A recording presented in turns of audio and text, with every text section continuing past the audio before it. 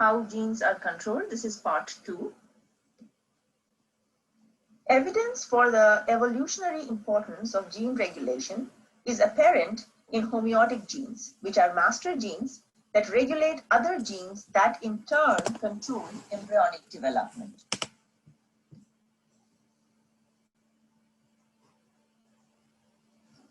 This figure shows that a mutant fruit fly or Drosophila has an extra pair of legs growing out of its head as a result of a mutation in a homeotic, that means a master control gene. So the question is, how can a mutation in just one homeotic gene drastically affect an organism's physical appearance? Well, this is because homeotic genes control many other genes. A single change can affect the expression of many of the proteins that control appearance. Researchers and scientists can visualize which genes are active in which tissues using a variety of molecular biology techniques, including the use of probes and DNA microarrays. This slide shows how gene expression is visualized using a DNA microarray. If you see the black rectangular piece with the different colored dots, each dot is a well containing identical copies of DNA fragments that carry a specific gene. These DNA fragments are actually complementary DNAs or cDNAs, which are made by reverse transcribing mRNA that has been collected by the researcher from a particular tissue or cell type at a particular time. Now, what are these different colors? The genes in the red wells are those expressed in one type of tissue and they bind to a red cDNA. The genes in the green wells are expressed in the second tissue type or the other tissue type. The genes in the yellow wells are expressed in both the tissues. That's why they have a combination of red and green color and they come across as yellow. While the genes in the black wells are not expressed in either of these two tissues. Most differentiated cells retain a complete set of genes even if they are not expressing all of them. For example, an orchid plant can be made to grow from a single orchid cell. Under controlled conditions, animals can also be cloned. Test tube cloning of an orchid, tissue removed from the stem of an orchid plant and placed in growth medium may begin dividing and eventually grow into an adult plant. Plant cloning is used widely in agriculture these days, and the reason is to be able to reproduce a plant with specific desirable characters or traits such as high fruit yield or high vegetable yield and resistance to diseases and infections. Regeneration is a term that means regrowth of lost body parts. There's an animal called a salamander, and when it loses a tail, there are certain cells in the tail stump that reverse. That means they go back to their unspecialized or de-differentiated state, and then they divide again to produce a new tail. Some other animals, especially among invertebrates, can regenerate lost parts.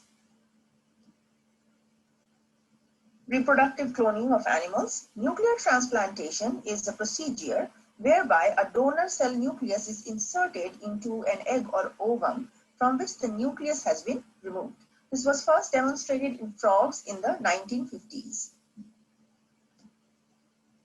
Reproductive cloning was used in 1996 to clone a sheep from an adult cell and has since been used to create many other cloned animals.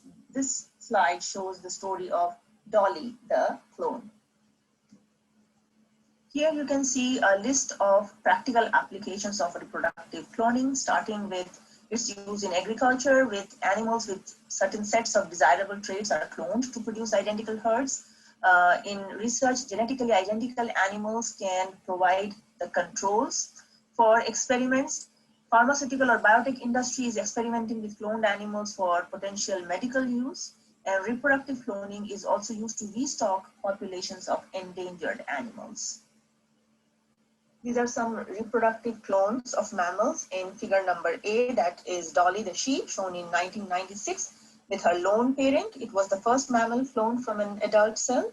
In panel number B, you see these piglets are clones of a pig that was genetically modified to lack a protein that causes transplant rejection in humans. Cloning has its disadvantages as well. Scientists say that efforts to preserve natural habitats are lost with cloning. Cloning leads to a reduction in genetic diversity. It is therefore not as good for endangered species as natural reproduction. As far as human cloning is concerned, there are practical and ethical objections. It is not only very difficult, it is also extremely inefficient. The purpose of therapeutic cloning is to produce embryonic stem cells for medical uses. Embryonic umbilical cord and adult stem cells all show promise for therapeutic uses. Differentiation of embryonic stem cells in culture. Researchers hope to one day discover growth conditions that will stimulate cultured stem cells to differentiate into specialized cells. A checkpoint, how do the results of reproductive cloning and therapeutic cloning differ? The answer is reproductive cloning results in the production of a live individual. Therapeutic cloning produces stem cells.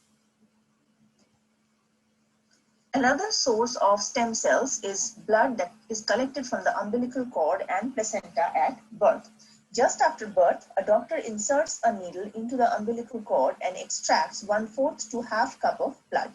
The umbilical cord blood, rich in stem cells, is frozen and kept in a blood bank where it is available if needed for medical treatment. At present, the American Academy of Pediatrics recommends cord blood banking only for those babies who are born into families that have a known genetic risk. Adult stem cells can also regenerate replacements for some of the body's cells. Now, since these cells are further along the road to differentiation than the embryonic stem cells, they can give rise to only limited types of specialized cells. However, since no embryonic tissue is involved in their harvest, these cells are less ethically problematic than embryonic stem cells. The genetic basis of cancer. Cancer cells which divide uncontrollably can result from mutations in genes whose protein products regulate the cell cycle. Many proto-oncogenes that can result in cancers and tumor suppressor genes that stop cancers from occurring. These genes code for proteins that are active in signal transduction pathways regulating cell division. Mutations of these genes cause malfunction of the pathways. Cancer results from a series of genetic changes in a cell lineage. Researchers have identified many genes that, when mutated, promote the development of cancer. Many proto-oncogenes translate into growth factor proteins that stimulate cell division. So when they malfunction, cancer, which is uncontrolled cell growth, may occur. This figure illustrates 3 different ways that a proto-oncogene can become an oncogene. Tumor suppressor genes are those genes that translate into proteins which encode, when they encode, they normally prevent the uncontrolled growth of cells. This figure shows how when a tumor suppressor gene gets mutated, it leads to uncontrolled cell growth or cancer. The process of science, can avatars improve cancer treatment? Now, there are different types of cancers in human beings, and these cancers are caused by different types of mutations. So a cancer caused by one type of mutation, the treatment that is used for that cancer may not work for a cancer caused by another type of mutation. And typically a doctor knows what is the general type of cell involved in a tumor. But however, in order to avoid any trial and error in human patients, researchers conducted a study that used mouse avatars to test potential treatments. Just as kind of like in computer modeling, an avatar is as a stand-in for the real participant. The methodology involved researchers implanting cells from the tumors of these 14 human cancer patients who had high-risk cancers into the mouse avatars. And after treating each mouse with a different therapeutic drug, they determined which treatments were effective at fighting these cancers. In the results, they saw that in every case, treating a patient with a drug that had already been shown to be effective in the avatar provided benefit to the human patient. This slide shows how mouse avatars were used to test cancer therapies to assess which one was the most effective one. Cancer progression, let's look at colon cancer or colorectal cancer. Just like any other cancer, about It's a slow process, and it is caused by more than one mutation. About 150,000 Americans will be stricken by colon cancer this year. This shows step-by-step development of colon cancer. So malignant tumor usually develops when there is slow accumulation of mutations converting the proto-oncogenes to oncogenes, and which inhibit or knock out tumor suppressor genes like p53. This figure shows accumulation of mutations in the development of malignancy. An individual who inherits an oncogene or a mutant version of a tumor suppressor gene is already a step closer to accumulating the necessary mutations for cancer. Now, geneticists are putting in much effort and time to identifying inherited cancer mutations so that susceptibility or predisposition to certain cancers can be detected early on in life. Like most complex diseases, cancer is not caused by a single gene, but by multiple genes and their interaction with environmental influences. So how much would be the genetic contribution to the development of cancer, or how much would be the environmental contribution? It varies from cancer to cancer and from case to case. However, there are several cancers which have a very strong genetic component. For example, colorectal cancers, about 15%, they involve inherited mutations. 5 to 10% of patients with breast cancer also have genetic mutations.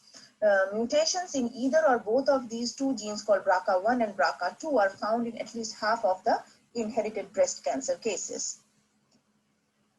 This is the famous actress Angelina Jolie, and she underwent a preventative double mastectomy and ovarectomy, meaning that she had both her breast tissues removed and the ovaries removed, because she did a genetic screening and found that she had inherited a faulty version of the BRCA1 gene that put her at risk for breast cancer and ovarian cancer, which runs in the family. So she just decided to be proactive and got these tissues removed. Cancer is the second leading cause of death in most countries, second only to heart disease. And any agent that causes cancer, it could be causing cancer by mutation, is called a carcinogen. So carcinogen is a cancer-causing agent. It could be found in the environment. It could be due to exposure of something man-made or natural. Your lifestyle choices increase or decrease your risk for cancer. If you have a healthy lifestyle, you're exercising, you're eating healthy, not much junk food or processed food, you have a lot of fresh fruits and vegetables, cabbage, broccoli, cauliflower, vitamin C and E, you are helping yourself and you're reducing your chances of cancer development. This slide shows some cancer statistics. Evolutionary perspective of cancer development. A tumor can be thought of as a population of cancer cells. Just as a population of organisms is driven to evolve by natural selection, a population of cancer cells may evolve in response to cancer treatments. This X-ray of a hand reveals a large bone tumor. Tumors evolve. The accumulation of mutations in cancer cells, it renders them less susceptible to normal mechanisms of reproductive control. Mutations that enhance survival of malignant cancer cells are passed on to that cell's descendants. Trying to understand cancer from the perspective of evolution helps us to understand why there is no easy cure for cancer.